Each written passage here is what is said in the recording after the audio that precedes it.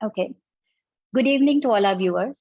As you're joining in, I welcome you all to this first webinar of Redbricks SEL Fest, focused on demystifying social and emotional learning, insights from global research and practice. I'm Renita Handa, a social entrepreneur and the founder of Redbricks Education Foundation based in Ahmedabad, India. I have the immense pleasure of moderating this webinar today. In today's panel discussion, we will unpack the concept of SEL, that is social and emotional learning based on scientific research, and explore evidence-based and experience-based strategies for developing children's social and emotional skills. We will also gain a cross-cultural perspective by learning about how the Finnish and American cultures approach the goal of ensuring children's social and emotional well-being. Today's webinar is being streamed live on the Redbricks Facebook page and will be available to view later. Please feel free to submit your questions using the Q&A button at the bottom of your screen if you're a part of the webinar. These will be answered in the second half of the webinar. I would now like to extend a warm welcome to our panelists for today. Christina Cipriano joins us from the US. Christina is an assistant professor at the Yale Child Study Center and Director of Research at the Yale Center for Emotional Intelligence. Her research focuses on the systematic examination of social and emotional learning, assessment and intervention to promote pathways to optimal developmental outcomes for marginalized student and teacher populations. Christina received her Ph.D. in Applied Developmental and Educational Psychology from Boston College and her Ed.M. from Harvard Graduate School of Education. Welcome, Christina. Thank you Johanna, so much. Please, I would love to hear from you. Oh, just thank you so much. It's a pleasure to be here with you all. Thank you, Christina. Now I would like to welcome our second panelist, Johanna Taubert, who joins us from Finland. Johanna has worked as a teacher, trainer, and university researcher in the field of education. As a pedagogical director of Learning Scoop, Finland, she has focused on training foreign teachers, students, and education experts about Finnish education. Her mission is to share ideas and best practices with experts from other countries. Welcome, Johanna. Thank you so much. Pleasure to be here. Thank you. I look forward to learning from both of you today. So let's just jump into the discussion. I have many exciting questions planned, which I hope to get through before we can have, and then we can have enough time for the audience Q&A towards the end. So research in the field of SEL has greatly advanced in recent years, and it is still evolving. As we set the stage for the first webinar of the SEL Fest, I think it would be helpful for all of us to demystify the concept of SEL through the lens of scientific research. So Christina, can you help our audience understand what is SEL and what is it not? And how is SEL different from EQ, life skills, and many other concepts that we've been hearing about? Absolutely. Happy to be here with you all in community and talk a little bit about what we know about SEL, how we define it, and help us come to a shared understanding together. So social and emotional learning, or SEL, it refers to an interrelated set of cognitive, affective, and behavioral skills and strategies that really do underscore our learning and development. And SEL interventions and programs, they support the development of these intra and interpersonal skills to promote physical and psychological health for our students in a given school or in a given grade. This could include fostering the development of their emotional intelligence, healthy behavior regulation, their identity formation, and really the skills that are necessary for establishing and maintaining supportive relationships and making empathetic and equitable decisions that are in the best interest of your school community, of your classmates, and for your family as well. And so, it's a big definition. It's pretty, malleable, pretty amorphous. It's got lots of different ways and angles and how we might understand it. And that's because SEL as a field really evolved from a number of different fields. So it's an interdisciplinary concept. And so we find ourselves at a place where I like to think about it as like a continuum of skills and strategies that broadly fall in the intra and interpersonal categories of social and emotional competence. But not all CEL programs will focus on all of those skills. And actually some will really zero in on very particular areas of interest. And so to make a distinction, you brought up, what's the difference with EQ or the emotion quotient? And, where in my field, in my area of study, so I have the honor of directing the research at the Yale Center for Emotional Intelligence. And so we talk about it and speak about it in terms of emotional intelligence theory. And so thinking about emotion regulation, emotion understanding, emotion perception, and how those competencies can be developed and fostered in children and adults, and how they help to support you in healthy thriving across your life, in the relationships you make, the decisions that you make, and how you're able to manage and support yourself and others through those engagements. And kind of the last piece I'll say on this, you mentioned life skills. So like drawing a distinction. And, I started my career really looking at and exploring classroom interactions for children in the US system who are kind of marginalized within school settings. So all of the children who are kind of, we call it below the threshold for inclusion classrooms here in the US. So self-contained, sub-separate environments, therapeutic environments, broadly speaking, special education. And there's a whole host of things we could talk about with definitions in there and how they differ internationally. But towards that end, life skills and social skills as they relate to life skills, so functional daily living, in the US, it really emerged within the special education arena, which is quite different and quite a departure from other places in the world. And so again, life skills fall on that continuum of making healthy relationships and healthy decisions and understanding how to manage oneself to set goals and achieve them. But it's a continuum of skills and strategies. And I'll just end by sharing that, we are doing this updated meta-analysis right now of globally looking at the evidence for SEL that's available through the end of 2021. So we've got a huge body of literature, over 32,000 studies worldwide that we're combing through.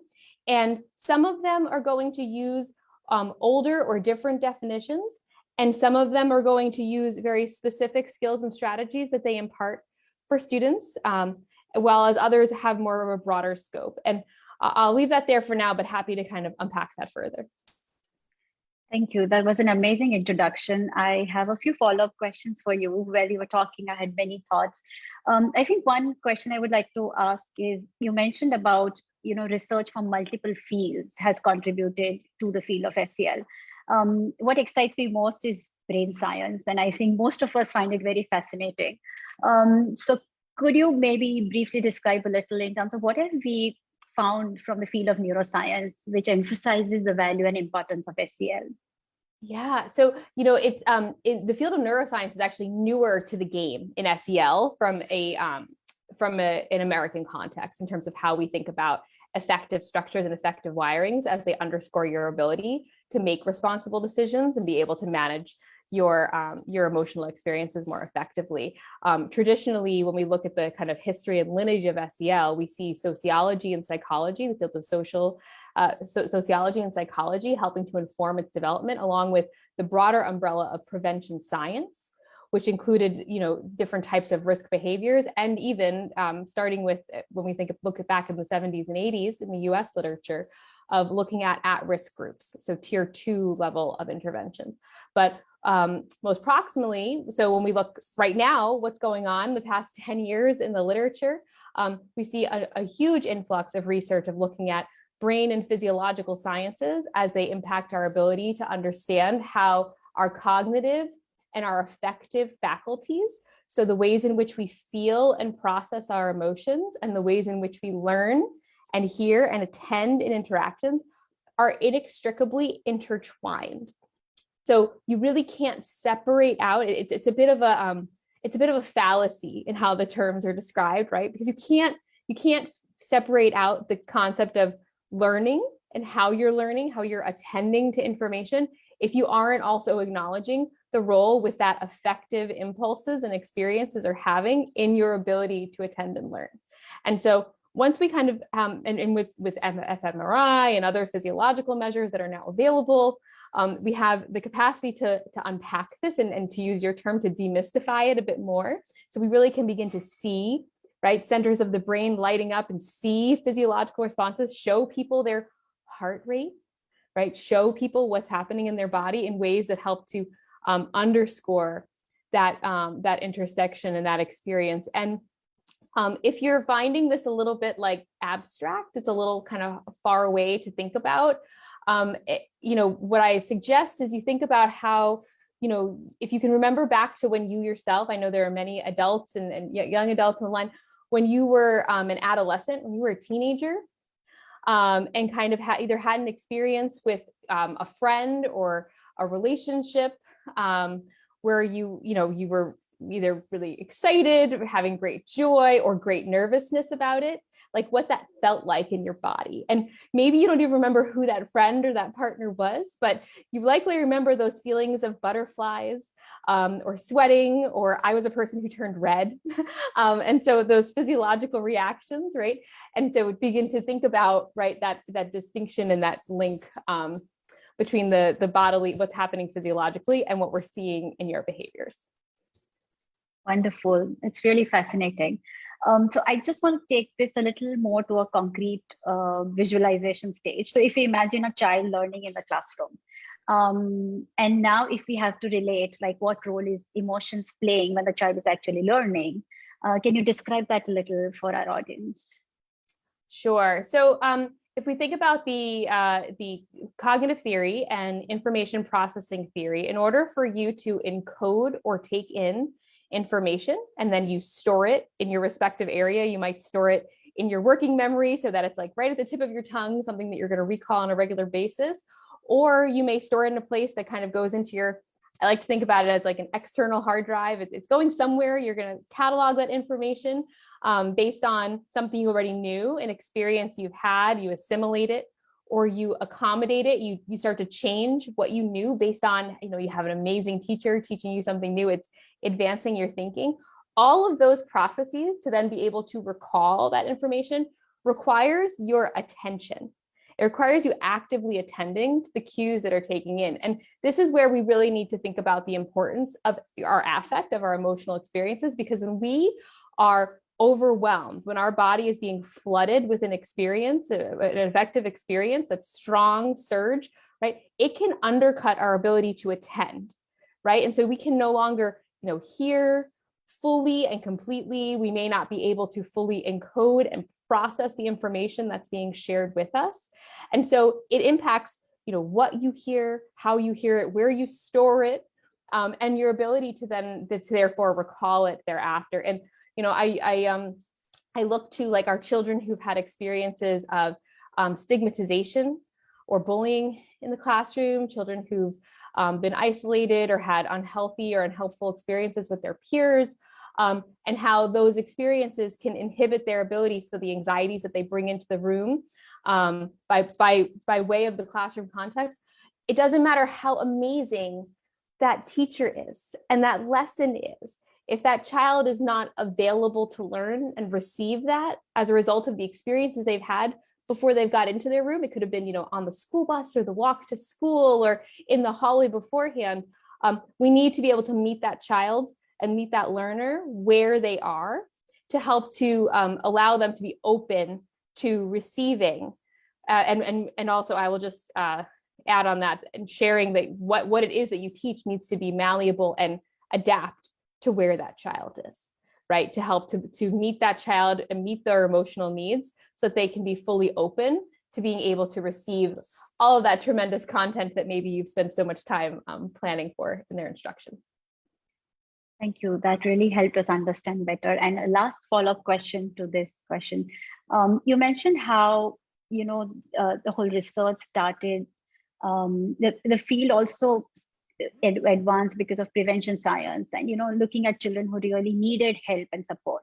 So what happens very often is that maybe schools and parents think that all children do not need SEL education. Maybe only those children with behavioral issues or academic difficulties need SEL education. So can you help us understand why is it really beneficial for everyone, and why should a school approach this whole idea more constructively rather than as a firefighting mechanism, I would say? Yes, yeah. So we talk about it as like, building the immunity of your school system and kind of insulating you against the experiences that could be particularly negative or unhealthy or unhelpful in ways that could begin to, over time, limit and change that trajectory of a person or a school's or family's development. And so when we look at what the evidence suggests for SEL, we know that SEL has impacts on academics and that students are, performing better in their academic. They're also better able to regulate their emotions, and they're engaging in more pro-social behaviors. So acting in the interest of others, right, to help to bring up and raise the community. And I will pause on that one for a second because, we've been going through, 22 months or 23 months, right? Or 24 months where you are listening to us today, the experience of the COVID-19 global pandemic. And I don't know that there's any more kind of exemplar available to us at scale than thinking about pro-sociality than the wearing of a mask for the benefit of others, and how, making a decision that has a benefit for your whole community, right? And so when we look at SEL and SEL programs, that's a finding that's been there in the literature for the past couple of decades of increased post-sociality and peer engagement. And I'll also note that it's not just about the kids. We could talk a lot about the kids and the impact, but the impact it has on our teachers, on our educators, on our parents, and their engagement, and their decreased likelihood of burnout. They have the skills and strategies at their disposal to manage when things get hard, but also, right, to regulate and to do well in ways when things are in their day-to-day, right? It makes their day-to-day a more productive and helpful time. And I had one other note based on the question you asked me that I wanted to say, and it has escaped me. So it may come back in a little bit and I will jump right back in with that. Sure, thank you so much. Yeah. So I think from this initial short conversation, we've understood that SEL is extremely important, not just for children's social emotional well-being, but even for their learning and academic achievement, and that it is important for all children, not just a select few students. So I would now like to turn to Johanna. Johanna, we'd love to hear a little about the Finland education system. As we all have heard, we all have understood that Finland has one of the best education systems in the world. And what I also understand is that in Finland, children's well-being is given an utmost priority, whether it is at the society level or the education system level. And this has contributed to children not just excelling, not just excelling academically through the PISA tests that we've seen, that Finland students kind of excel compared to most other countries in the world. But also, I think Finland has now been, for 4 years, been rated as the most happiest country in the world. So there's something right, there's an amazing balance between helping children to be happy, but also helping them to achieve academically. So how does Finland really strike that balance? Well, that's a very good question, and we have been asked that a lot and very often. And I think one of the key things to understand about Finnish education system is that, yes, we do, of course, value the academic achievements, and we want our children to learn a lot. But we equally value the well-being. So for us, these have been always equally important. And to be honest, it was a total surprise for Finns when we first ranked well in the PISA comparisons. It was a shock. So we were like, this is not happening, because it has not been never the goal to kind of be among the best in the international comparisons. Of course, we want our children to learn, but it is equally important that we can see that there is well-being and they are happy.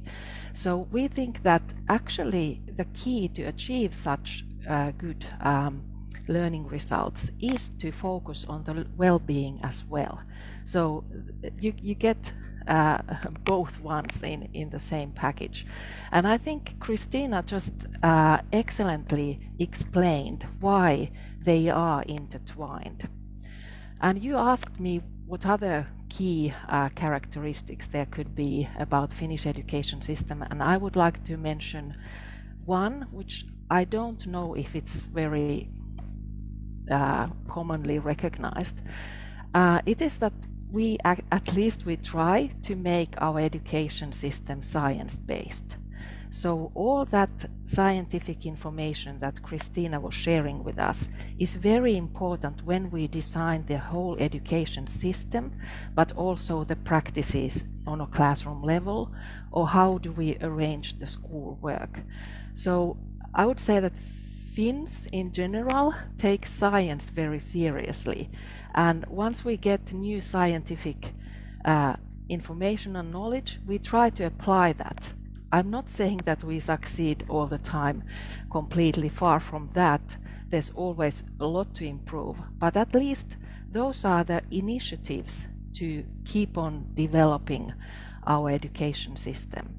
And this science-based approach can be seen in many ways. It's for one thing, we are really interested in what promotes learning, and once we learn more about it, we try to apply it in our pedagogy, in our curriculum, and so on. And we also try to keep in mind the children's natural development, and so that we will teach things that are suitable for their age, for their development, and try to find out the right times and also the ways how to promote learning in this respect. And I also think that one thing that kind of manifests this science-based approach is a very strong commitment to learner-centeredness. And it's based on what we know about learning, that in order to the students to learn the best, they have to be active themselves. So we actually have to keep the students, the learners, in the focus. And so that's why we have shifted from the very teacher-centered practices towards more student-centered approach. But there are a couple of other things I would like to mention. One is what we call a stress-free approach. I think Christina just put it very well, that anxiety, and I would add stress, they both prohibit learning. And since we know that from the scientific research, we try to avoid extra or too much stress. Little bit stress is fine, but we don't want our children to be too stressed, and that's why we try to keep very stress-free atmosphere in our education, because we think that that's how they actually learn the best and also reach well-being. To give one example of this stress-free approach is that we don't have high-stake national standardized tests in our education system. We of course we evaluate and assess learning, but it's not based on such mandatory high-stake tests that everyone has to take and that cause a lot of stress to the students. We only have one such national high-stake standardized test in our whole education system, and it is in the end of high school, which is called matriculation examination. Prior to that, none.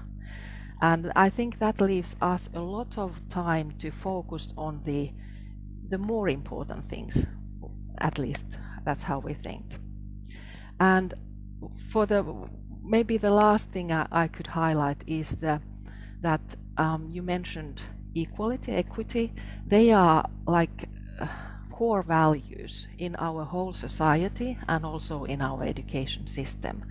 And that means that we think that every child is entitled to quality education, no matter of their background, their social, financial situation of the family or anything like that.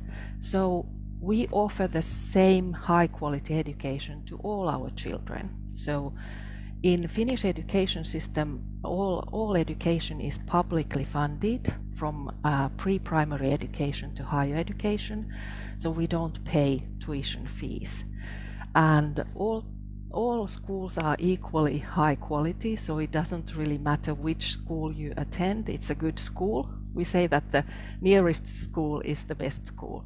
So the students usually go to the nearest school, and everyone thinks that that's great because everyone knows it's high quality. And we also try to achieve this equity perspective, that we offer a lot of support to different kind of learners, whether they have learning difficulties or developmental issues or whatever. And so there's a lot of support for different kind of learners and children available.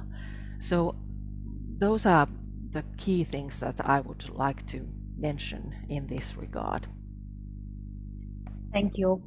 This is really inspiring to really understand that there could be an alternative education system that is not a pressure cooker type system where students are constantly under academic pressure, under the pressure of competitions and examinations, and to see that it succeeds at a global level. Because I think one of the biggest concerns that parents or educators have is, if we remove the pressure, if we remove the stress, will children be motivated enough to push themselves? And therefore, will they be able to succeed at a global platform? Would you like to add anything to this, Johanna? Because I still think this is an extremely important point, especially for our Indian audience to understand. Yes, and I think you're absolutely right that we get a lot of visitors to Finland that want to learn more about Finnish education, and we do understand that it kind of concerns people that if we kind of decrease the stress, the pressure to reach the best possible academic learning results, what will happen? So is that the only way to really achieve those? And the only thing we can actually give is, once again, scientific research. There are very few research that actually promote the idea that excessive stress brings you better learning results. Quite the contrary. And of course then we can offer our own experiences that in our country it has worked really well.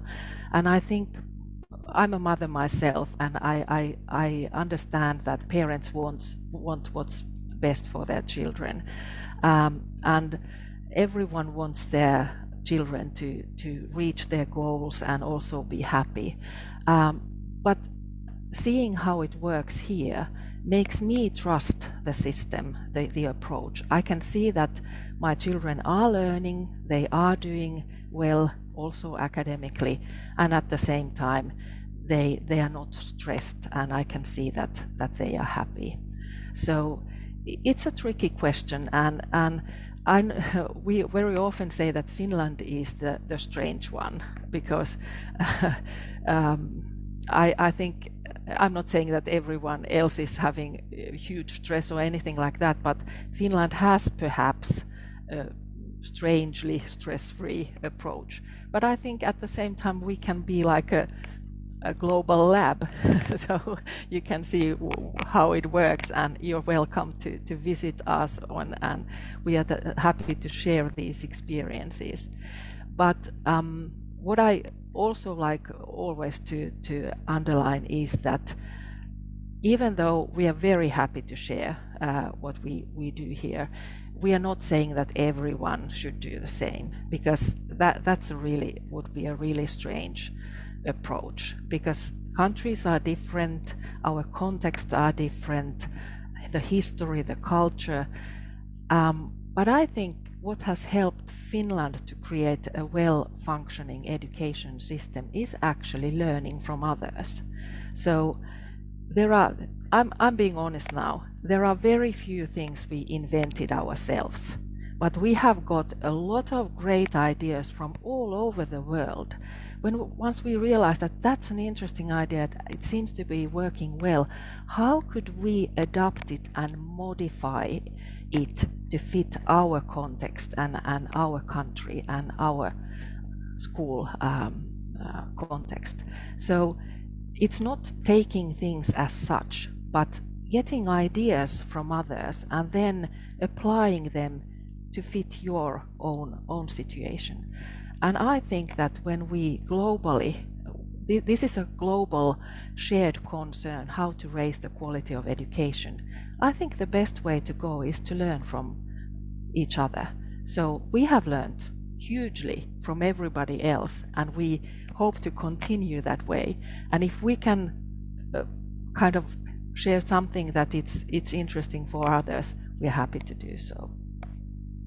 Wonderful, thank you. And that tells us that we should teach our children how to cooperate rather than compete, because even as societies, we grow and we advance through cooperation and learning from others. But thank you, Johanna, that gives us a hope that we can perhaps move towards an education system that is more balanced, which is achieving not just academic and career success for students, but also their holistic well-being. So I would like to shift gears a little now so we understood the what and why of SEL, and I would like to move into the how of SEL. I'm sure our audience would love to know a little more about the strategies that they could adopt in their SEL work with their children or with themselves. So Christina, this is a question for you. I always wonder, I used to wonder, why do we need formal SEL interventions? All of us live in societies where we interact with people. Don't we just develop our SEL skills informally through these experiences? Absolutely. And I just want to start by saying that, Johanna, that what you shared before about your experiences and equity at the center and the learner model, and I'm feeling so inspired and just really thrilled and honored to be on the panel with you. And so why do we need organized SEL interventions, and what does that really mean? Well, it comes down to consistency and stability. And so I'll hark back to kind of a reference I gave before about providing us with the insulation to be able to kind of handle and manage and thrive through circumstances that may not be ideal for one's development. And so some of this pulls from the resiliency literature and prevention science frameworks.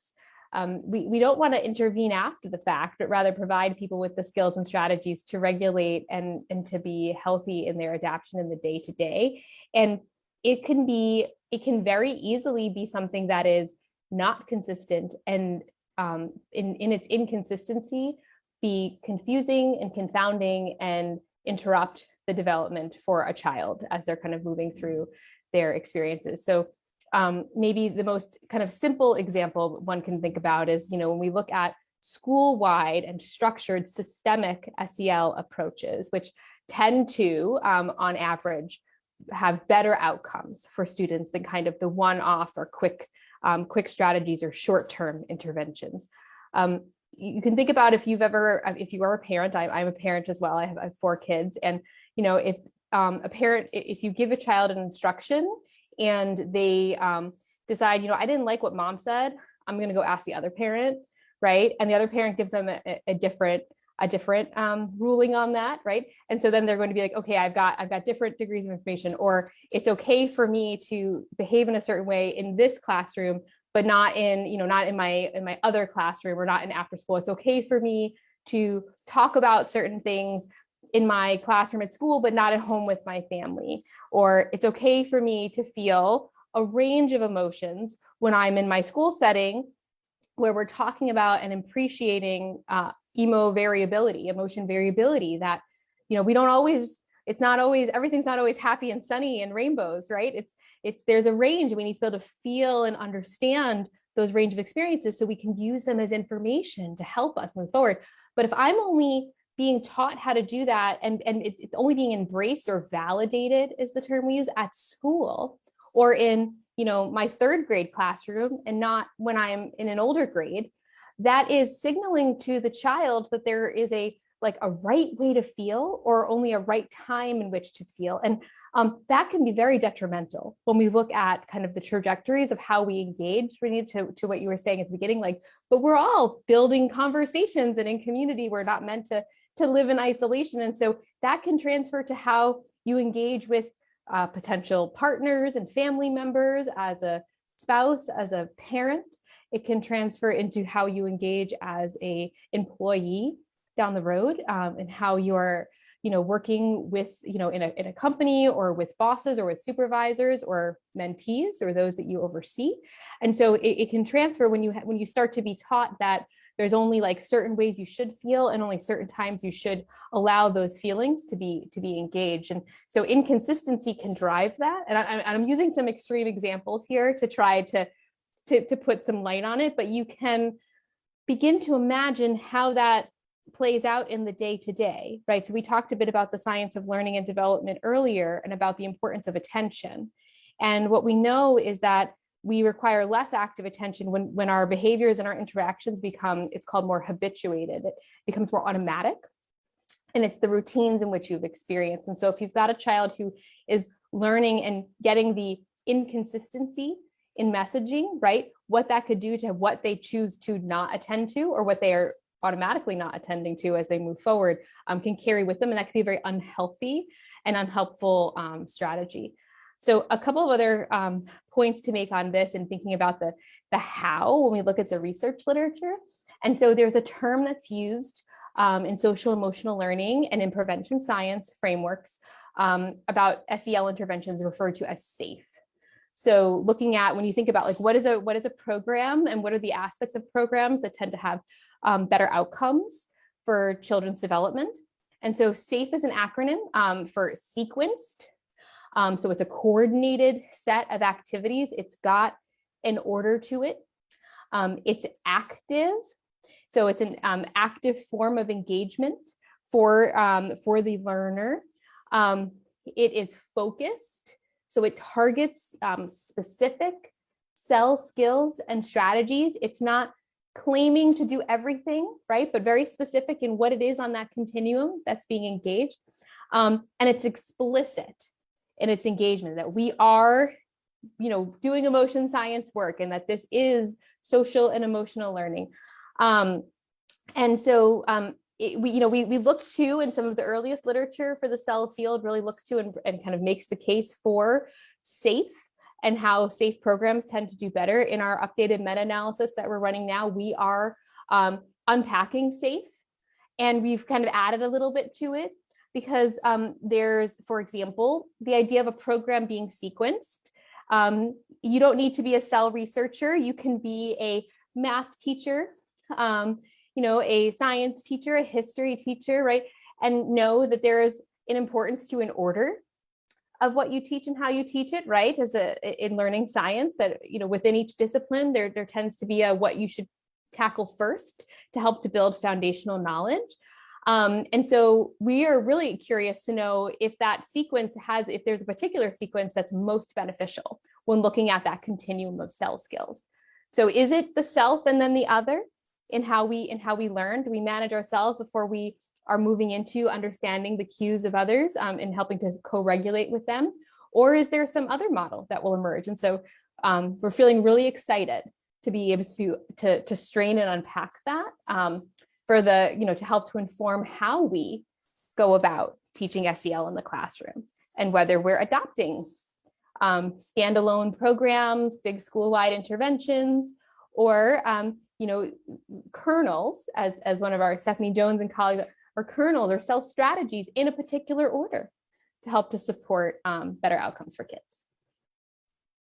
That's fantastic. So I was curious to ask you, so should a school start with a SEL program and then move towards creating a school-wide culture? Or, so what I'm trying to ask is, a SEL program by itself, can it still work? Because creating a whole school-wide culture is a long haul and it takes a lot of effort and time. Well, so is a cell program, right? So when you think about, so I am not, so there is the intersection of like what you can, and what you have the capacity to, what's in your zone of proximal development as you're learning, right? As you're growing in all of your skills and faculties. So there would be a continuum of skills, and we would imagine that these would get more sophisticated over time, right? How I will talk to and engage with my 8-year-old about being able to manage their frustration in a situation is quite different than how I talk to and engage with my almost 3-year-old in managing their frustrations and feelings, right? So there's a natural continuum to that. But similarly, when we think about how a school culture can shift and mold, it's got the developmental line running through it, as well as who are the folks who are engaged and who are the leadership, who are the families, who are the teachers, and what role are they actively playing in helping to build and co-construct that culture together. And so when you look at the literature for systematic and school-wide cell approaches, they really start with the premise that it is all of the school community's responsibility to support the healthy implementation and the successful intervention of SEL. And so that's the school leaders, the families, the teachers, the students, that everyone's got a role. And over time, right, we work together to co-construct that environment that we want. And to go back to what Johanna was saying earlier about kind of the learner at the center and attending to equity, it's important to realize that that's not a one size fits all. There's kind of these basic and kind of foundational pieces that we can put forth and talk about, of like what are program components and what the safe features, right? How does this work?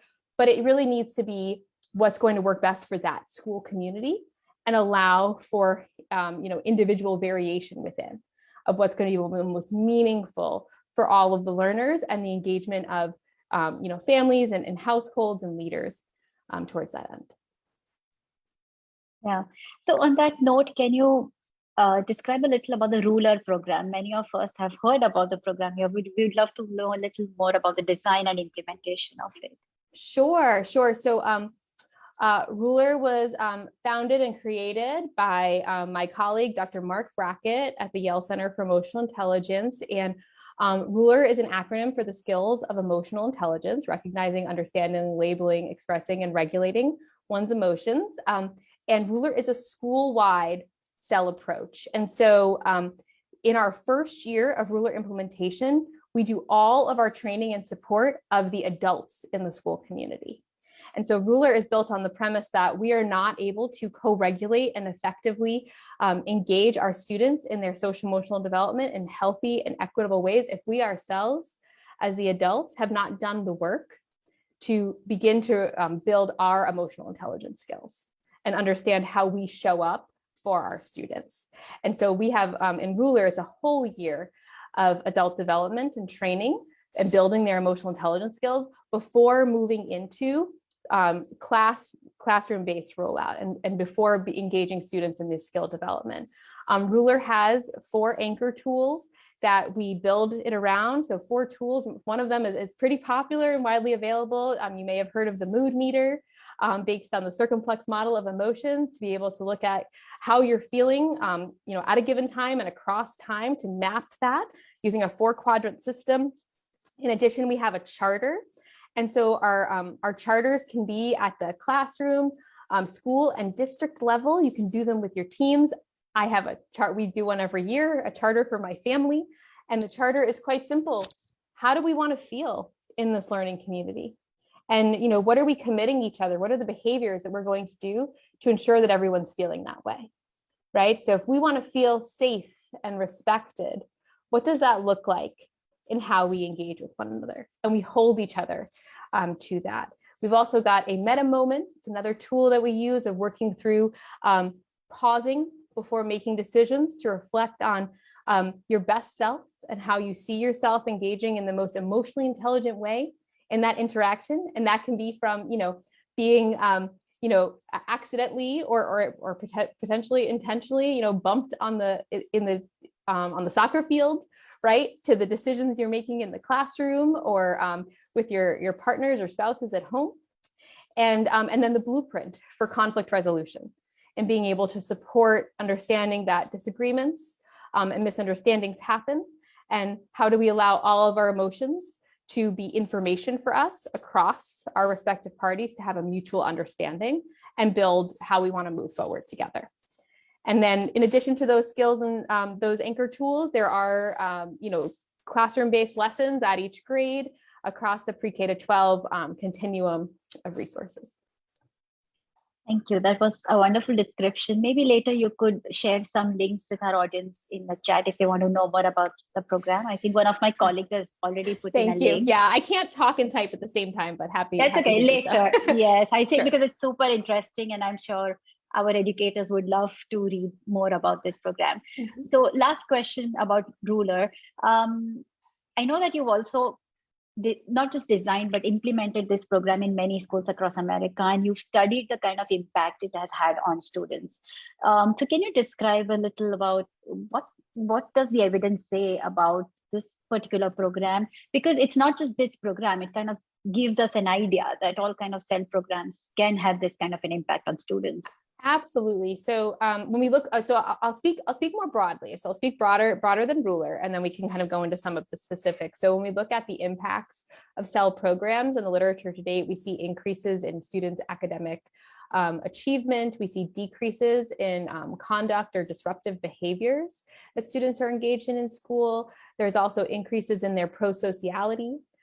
We see increases in, or decreases rather in, it's called academic disidentification. So students feeling like they are now more able to learn than they were before, and being able to make healthy decisions. So there are SEL program studies that have been done looking at follow-up effects of, decreasing the likelihood of bullying, victimization, dating violence, alcohol, or unhealthy physical or sexual behaviors, likelihood of staying in school, not dropping or being retained in a grade, right? Decreasing likelihood of grade retention. So just a tremendous amount of positive impacts, but those vary by the types of programs, the timings, and the types of schools that are engaged. When we look at Ruler and Ruler impact studies, we have a lot of findings that talk about the robust effect on the adults in the school community and how that can have short and long-term effects on the students in school. And so because we have such a long implementation rollout, it does take time to see those student level effects, but once they're there, they're consistent over time. And so, I was speaking before about the idea that it's everyone's job and it's the long game.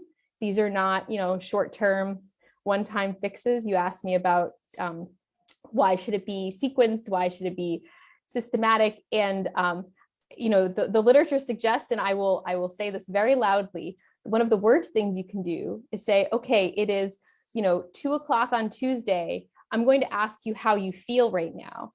And then I'm going to check the box and say that I did social emotional learning because I asked my students how they felt one time this week. That is the most invalidating and inappropriate way in which to use emotion science or to misuse emotion science in the classroom. Because not only are you not attending to why the students are feeling that way, but you're not carrying that forward as information that's meaningful for the types of lessons you teach, the decisions you make. You're not making it a part of your community and culture. And so it, I get nervous. I hear about some of that happening more often than not around the world, and I get really worried about that piece. Absolutely, it's like half-baked knowledge can be more dangerous than no knowledge at all. Yeah. Thank you for that. So thank you. Basically, I think what I learned from what you just shared is SEL requires a community-based approach, not just a one curriculum or a one-stop solution with smaller strategies. All stakeholders need to be involved. And B, there is evidence that SEL programs for students, which also touch upon teachers, adults, and others in the community, have shown a lot of impact on student success. So thank you for sharing that. So Johanna, I'm sure Finland does not have a Ruler program, but Finland's actual curriculum and the methodology has a lot of features which focus on social emotional learning of students. So I would love to hear that from you. And more importantly, I would love for you to describe the nature of student-teacher relationships and the classroom climate. So when someone enters a Finnish classroom, what do you see? What kind of relationships and classroom climate do you see? Yes, definitely. In the beginning, I must say that I so much agree what Christina just said about kind of holistic approach. This is not doing some kind of random acts every now and then, but holistically thinking how can we promote social emotional learning in all levels, and that we have to be consistent with what we do and carry out it throughout all the everyday actions we do. So I would say that's also a very Finnish approach to this topic, that we try to involve these things in everything we do. We do have some specific social emotional learning every now and then when we address certain topics, but equally important is to apply it all the time and be modeling the kind of behavior we want, and help the students to recognize their feelings in everyday situations. And that leads to what you asked about, what would you see if you enter a Finnish school? One of the things that our visitors very often comment is that there's kind of a relaxed atmosphere in Finnish classrooms. That's part of the stress-free approach. Once again, we want our children to feel good when they are in the classroom. It doesn't mean that all schoolwork is fun all the time, because it cannot be. And as Christina very well said, we also have to cope with the negative feelings. We don't like everything we do all the time. How do I feel? How do I act? But still having kind of warm, safe and positive atmosphere in the classroom is very essential in Finnish schools.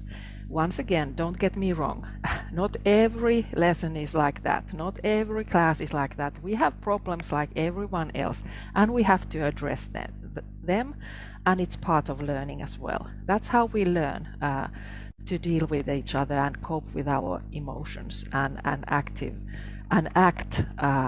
in a responsible way in those situations. Our teachers are respected a lot, but that doesn't mean that they are necessarily very formal all the time.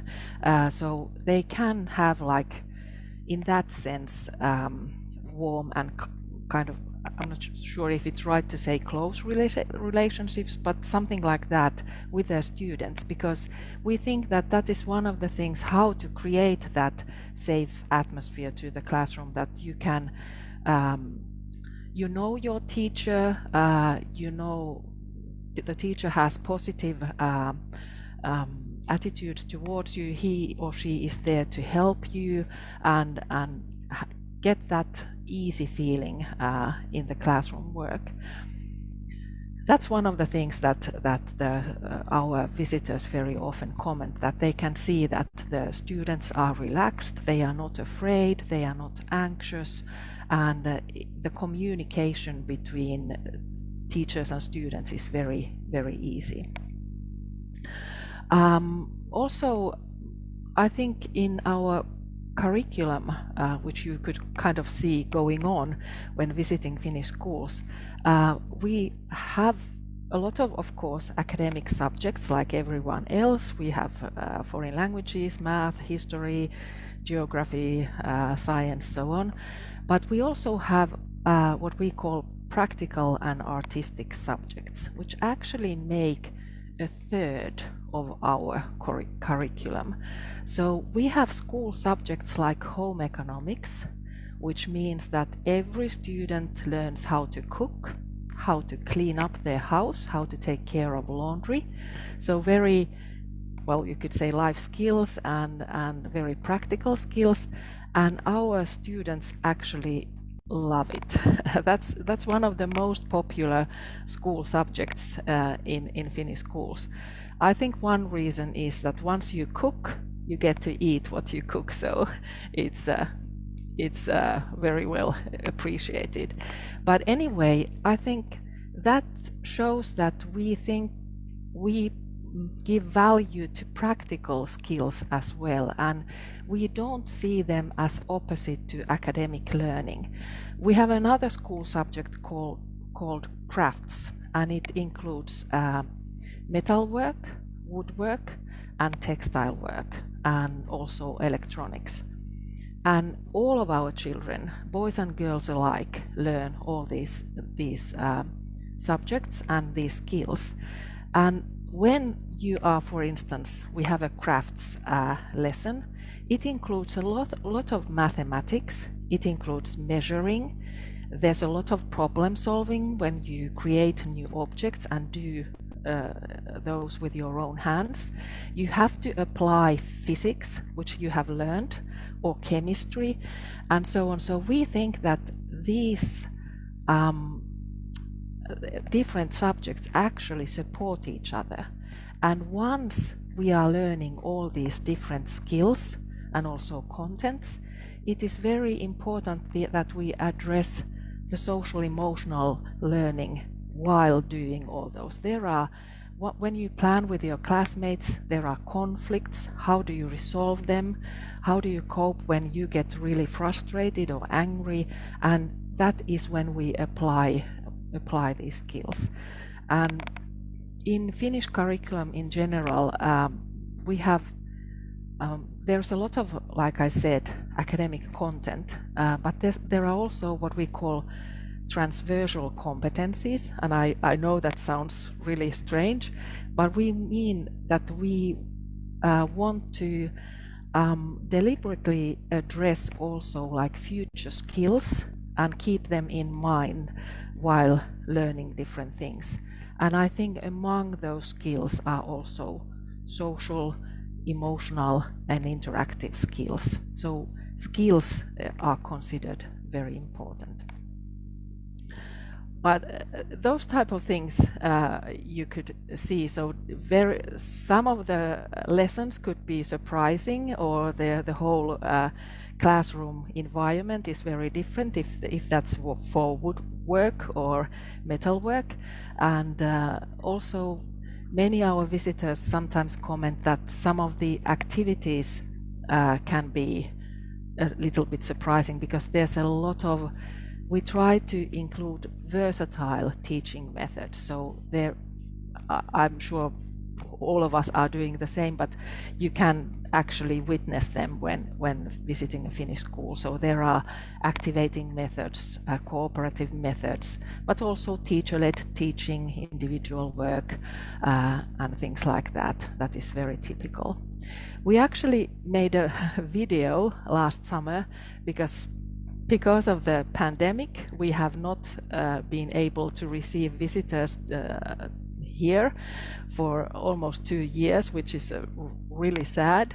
And still many people were asking us, how does it look like in a Finnish school and in a Finnish classroom?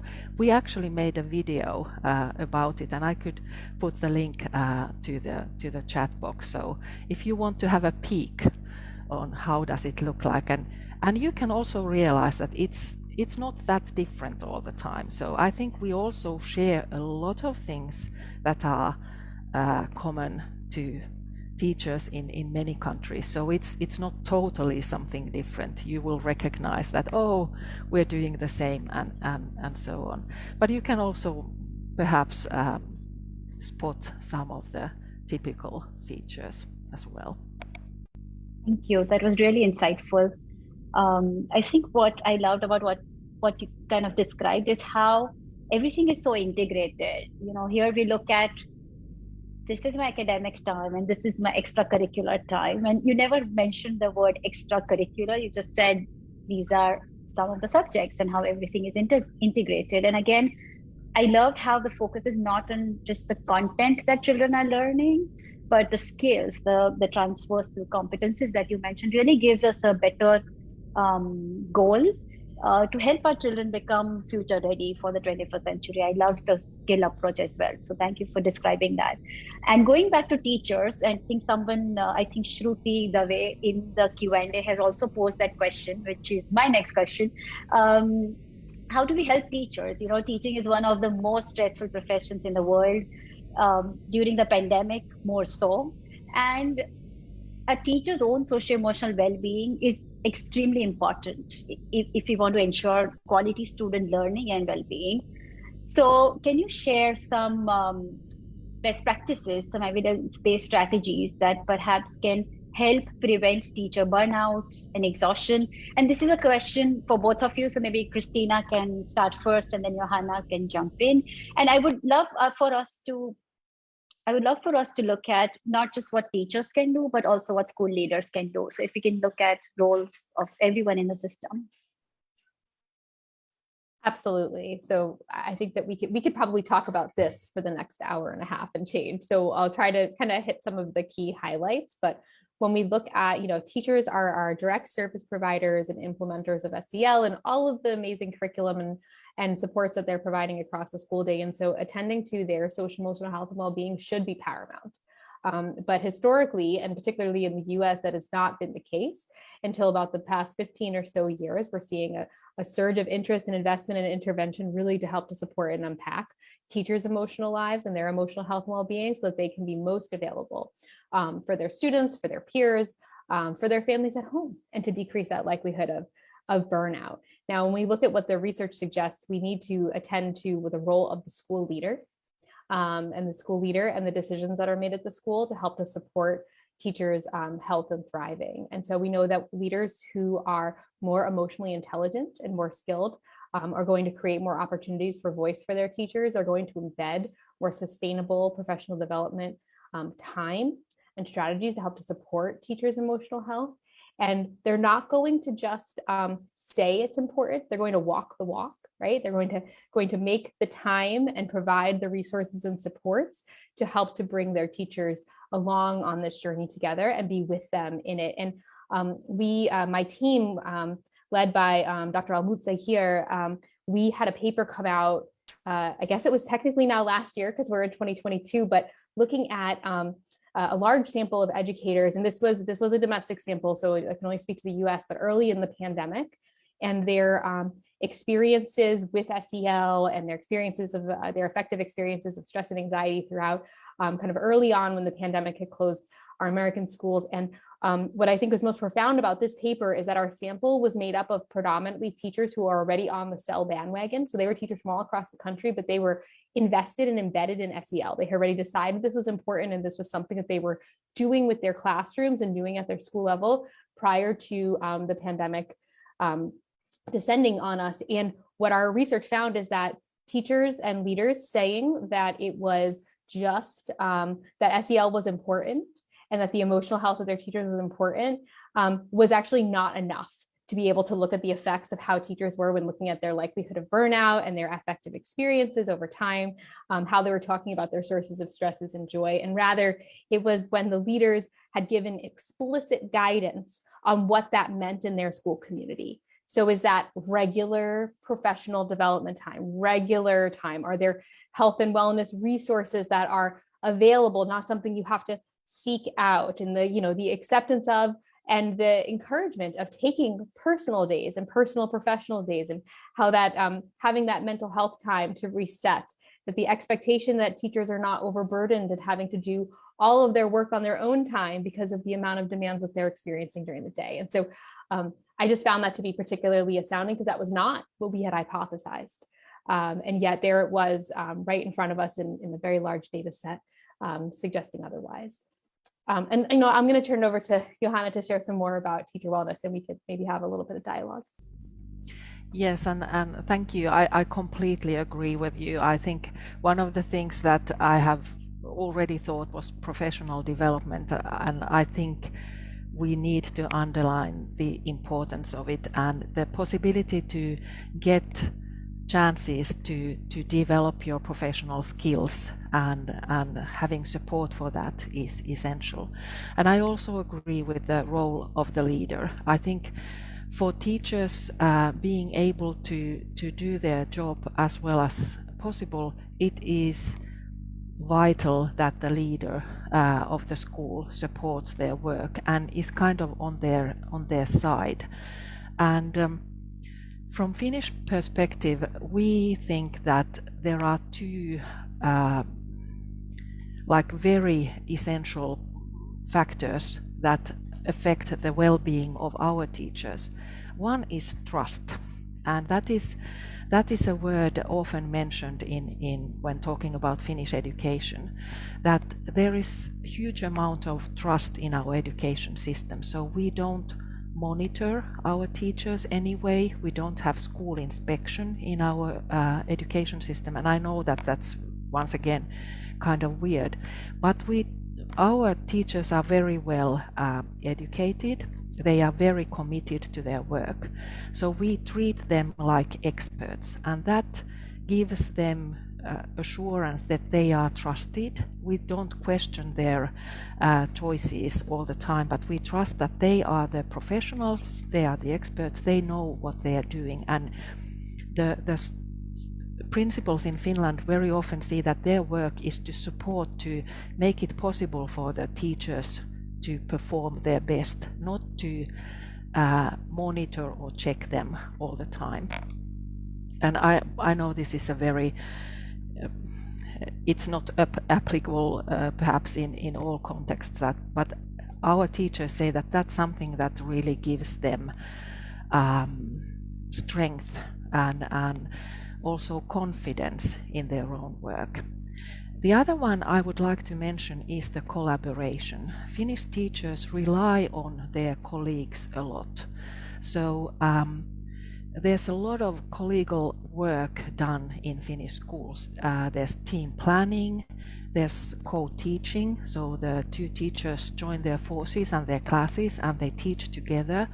There is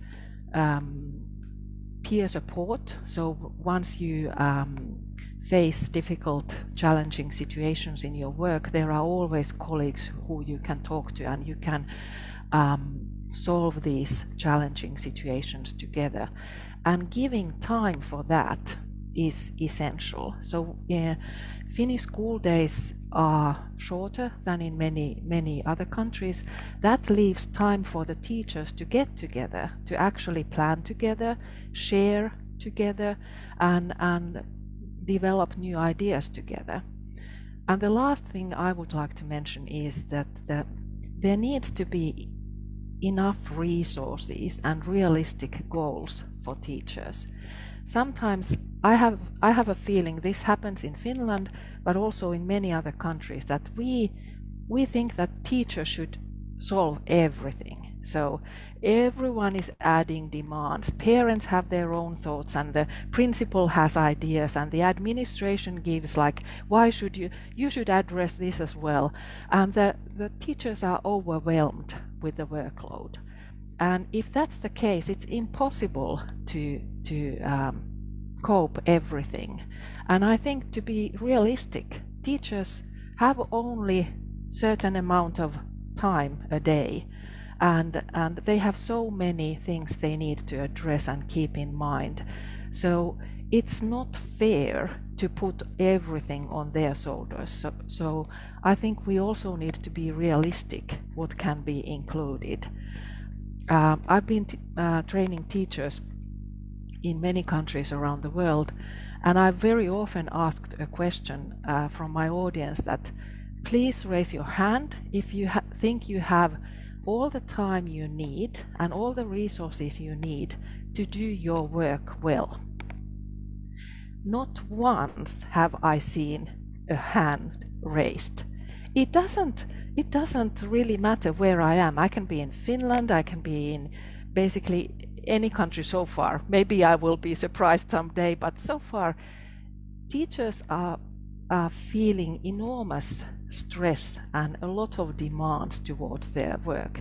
And we have to think critically, are we putting too much on them, or are we do they have realistic goals and enough resources to do their job well? Thank you. I Those would are love to. very I would love to hear both of your opinions on this. So, is it the same, or am I being too pessimistic here? No, absolutely. I think what reminded me was the keyword empathy. I think from what you mentioned, I think there's a lot of need for empathy for teachers from all stakeholders.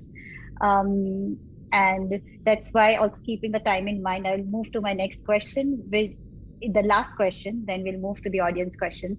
The next question is actually about parents, because we talked about parents and the expectations that parents have from teachers.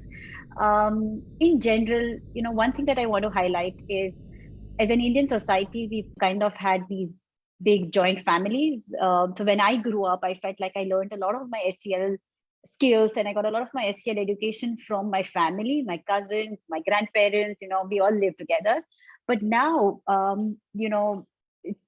and more children are growing up in nuclear families, where they don't have access to so many people on a day-to-day basis.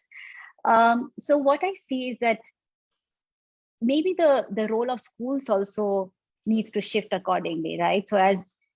But I think one of the surveys that we did internally in our school to kind of ask parents and teachers, like, whose responsibility is it to have children's social and emotional skills? And it was very surprising to see that both parents and the teachers felt that it was more of the parents and the family's responsibility to develop children's social emotional skills and not the school.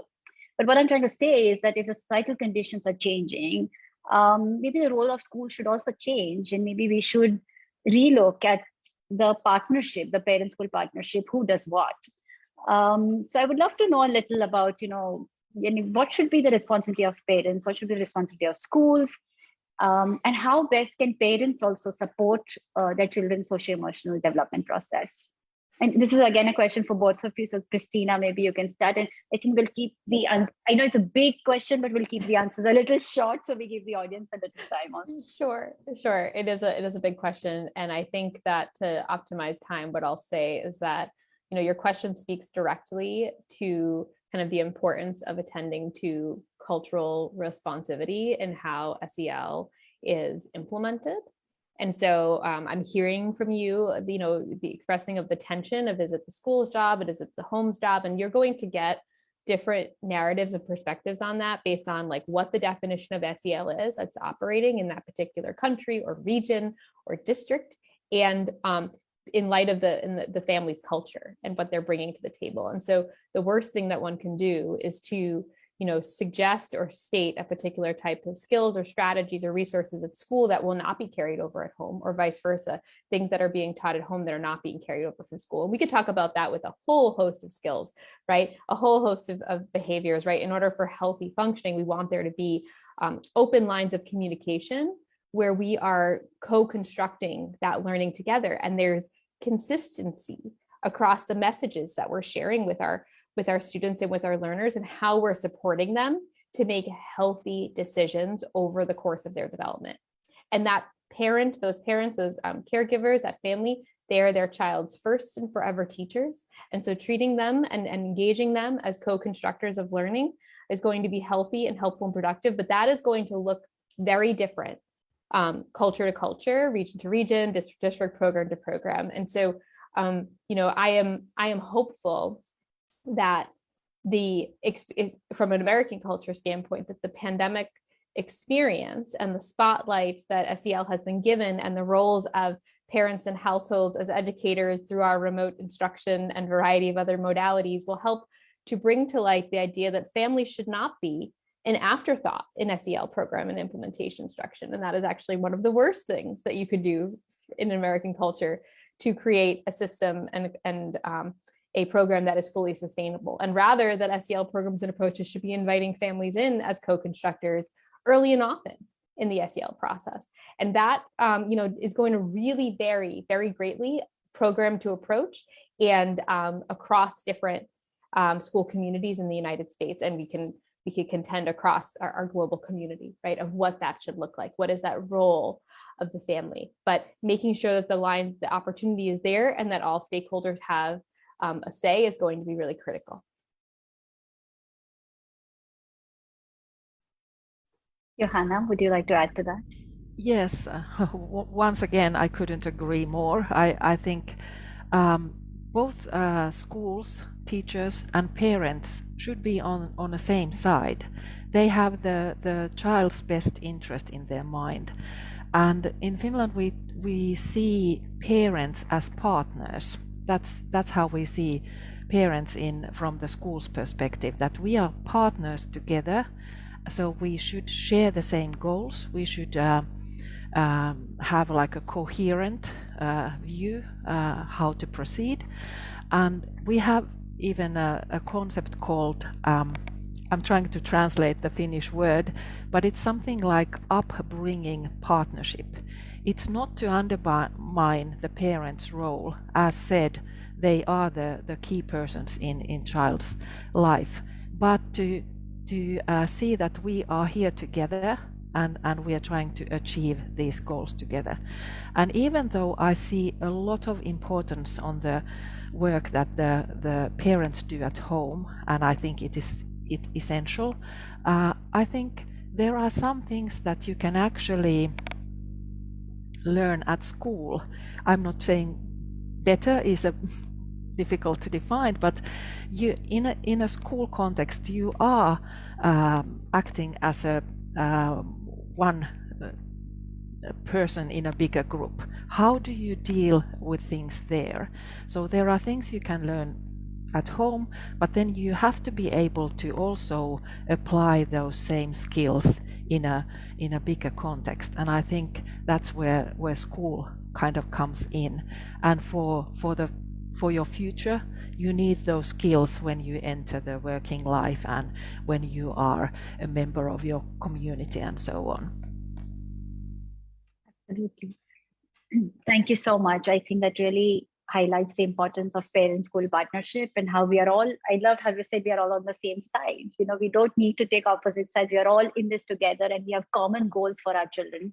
So we should, I think how Christina said, you know, kind of co-construct and kind of constantly communicate with each other so that we are working as a team towards children's progress and well-being. So I think we have very little time left, so I'll now move to the audience questions. The Q&A button has some interesting questions. I think a lot of them are for you, Johanna. Maybe I would love to hear one question from Varun. Kimani has asked, I think, Christina, I also had this question, like, what is the nature of assessment when it comes to gauging students' SEL competences? And meanwhile, Johanna, if I could request you to look at the Q&A questions and you can choose one that you would like to answer next. Yes, Christina. So there is a lot that we can talk about when we think about SEL assessment. And the first key that I want to bring to bear is that if you are increasing some of the social emotional competencies for students, like think about their self-awareness, if the scale and the measure is not adequately designed, it will present effects in a way that may not be meaningful to what it is you're trying to score. So if you're increasing a child's self-awareness, you may actually see their scores go down in how they're self-reporting, right? And so we need to really be mindful of what those scores mean and be very careful that the ways in which we're designing assessments are not biasing or creating kind of inflated effects on some competencies over others, in the ways in which we roll them out in the classrooms and schools and the ways in which we interpret those data points. The most helpful way to think about social emotional assessment is to think about it in terms of it being formative, right? And so how can I use this information in the moment in time to inform, you know, the lesson that I teach next, the ways in which I engage on the day-to-day, and the, you know, kind of decision-making that I have with my student? How is it information, and that it is not a data point that is used in a way that is punitive or accountability structured. And Johanna spoke so eloquently earlier about, you know, kind of the lack of assessments that are used and the ways in which, you know, the school communities are engaged. And I was thinking how beautiful that must be to not for the teachers be under such microscopes, and similarly to not for the students to be under such standardized assessment pressures. And so I do think there's just a lot that we don't know about SEL assessments, and yet there was a huge push to create them. And so I just caution everyone to proceed carefully and with empathy and compassion in mind of what is that score actually showing you? And is it more a reflection of the assessment, the test, the day, or is it really a trend or a larger pattern? Thank you. Thank you for answering that. Johanna, would you like to pick a question, or I can pick one for you? If you picked already, that's great. Yeah. Well, I tried to browse those questions quickly, and well, I think this is so inspiring, both hearing what Christina and you, Renita, are talking about, and then reading these comments and questions. But I want to briefly address a couple of questions, if I can. Somebody mentioned that Finland is known for no homework approach, and asked about that. And thank you for asking, because now it gives me the opportunity to tell that that is quite not the case. We do have, and we give homework to our students, but it's relatively light compared to most of the countries. So we try to focus on the quality of homework rather than giving like huge amounts of assignments. So to say, for the primary students, it should never exceed half an hour per day to doing those homeworks. Sometimes it's less, and on some days there is none. But yes, we do give them homework every now and then. And for the older students, it increases the amount, because they can handle that without too much stress. But then somebody asked about a very good question, that what if the whole education system is not supporting social emotional learning as it could maybe. So I do understand that the education systems are very different in many countries, and as an individual teacher or principal or school leader, there is not that much I can do about the education system in my country or in my state or so on. And we talk about this often with our visitors, and our approach is that yes, we cannot change the whole education system unless you become politicians and try to affect that. But there are still so many things we can do in our own classrooms and on a school level. So I think that is still extremely important work and vital work. If we cannot change the national testing system or something like that, we can still think, what can we do and what are the things we can actually make an impact. And I think in all education system there's always room for that to do, even in those circumstances, like great choices. And that's what I see often, and I would say all the time in my work. I see that teachers in very different systems do incredible work in their classrooms in the restrictions they have, but still trying to address those things that really matter. So I encourage everyone. We are in different positions, but there are still things that we can change. And one last question was there to how to integrate social and emotional learning. Is it from the planning point and planning stage, and while designing the curriculum? I think once again, the curriculum itself could be planned and constructed in a way that it actually gives hints how to address these questions along the way. But when planning one's own teaching, I think it is very wise to systematically involve these issues when planning your own teaching. And I think what Christina said earlier about the systematic approach, and I loved the SAFE approach. I think it makes a lot of sense to take those principles as a guideline when planning your own teaching and your own cell interventions. But I'm so sorry, it doesn't allow me to go like deeper into this. But if somebody has later on questions, I'm happy to answer even by email if something is left unclear. Thank you. Thank you so much. That was really efficient. You could address 2-3 questions together. So, Christina, I will also love to hear from you. If you can see the Q&A box and pick and choose maybe one question or a few questions you want to address in the last few minutes.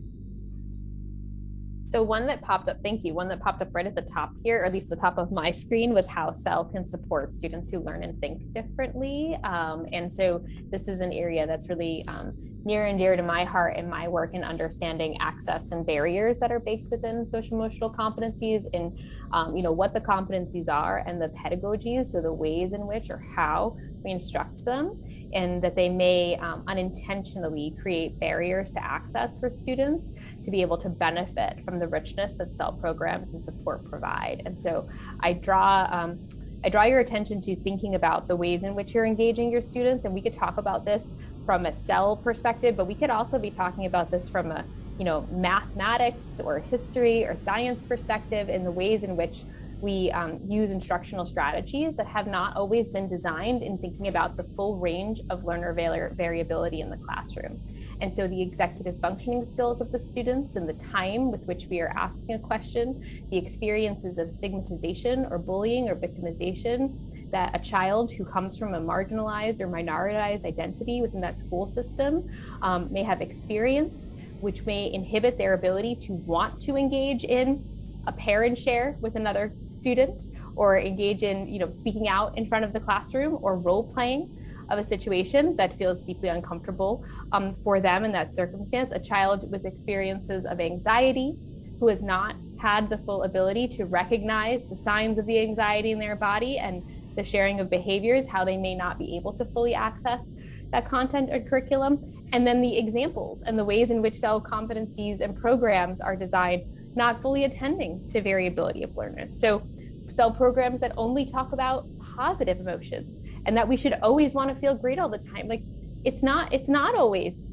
happiness and rainbows and all the time. And we need to understand that those negative affects, that having a recognition of those experiences, they're information, right? And help us to inform how we engage. And so I'm certainly not going to do it justice in the next minute, but just thinking about what is learner variability, the range of strengths and needs of our students that we see in our classrooms. We talk about this statistically as heterogeneity, right? Everyone's coming in with a different experiential backpack full of assets. How are you accessing them in the ways in which you're engaging? And I've got actually 2 book chapters that are coming out with my colleagues this coming year in 2022. We've had a busy pandemic time of writing about this work, and they're for teachers in helping to kind of think through and strategize through what are the ways in which you can attend to learner variability within SEL. So I'll just leave that there. I know we're coming really close on time here. Thank you, Renita. Fantastic. Thank you so much. I think we are almost at time. So if Christina, Johanna, if you want to share any resources with our audience in the chat, you can please feel free to do so. And meanwhile, I just want to thank you for this wonderful, wonderful session. I think this was a perfect start to the SEL Fest. I think we covered things from different perspectives, different angles. We learned a lot of different, but also connected and similar strategies from 2 cultures. For me, it was very interesting to see how a lot of it contradicted with what we believe and do here in India. And that gives me a lot of food for thought about how we could look at things differently and do things differently. So thank you so much for making the time for this session. I wish we had, like Christina said, we had a couple of hours more to have a chat around this. And there are still some audience questions we could not address, but I think just like reading the questions is so thought-provoking, and I think all of us will keep on thinking about them as we move ahead. So thank you. I think with 1 minute remaining, we can close the session. Christina, Johanna, if you want to wrap up with maybe your experience or reflection from the session, I'd love to give you the last word and not mine. Just immense gratitude to you all for joining us today, Renita, for inviting us to the conversation. So thank you so much. It's been so lovely learning with you all. I also want to express my gratitude, because I think this is what makes my work and the field of education so exciting. We can learn from each other, we can share the different perspectives. There's always something new coming up, and I feel inspired and empowered in a way, and I hope that this has been interesting for the audience as well. So I thank Christina and Renita for this wonderful discussion, and also everyone who joined us today. Keep up the good work. Thank you. Thank you so much. And yes, thank you to the audience as well. Thank you for listening so patiently. 1.5 hours is a very long time. So thank you. Okay. Be well, everyone. Thank you so much.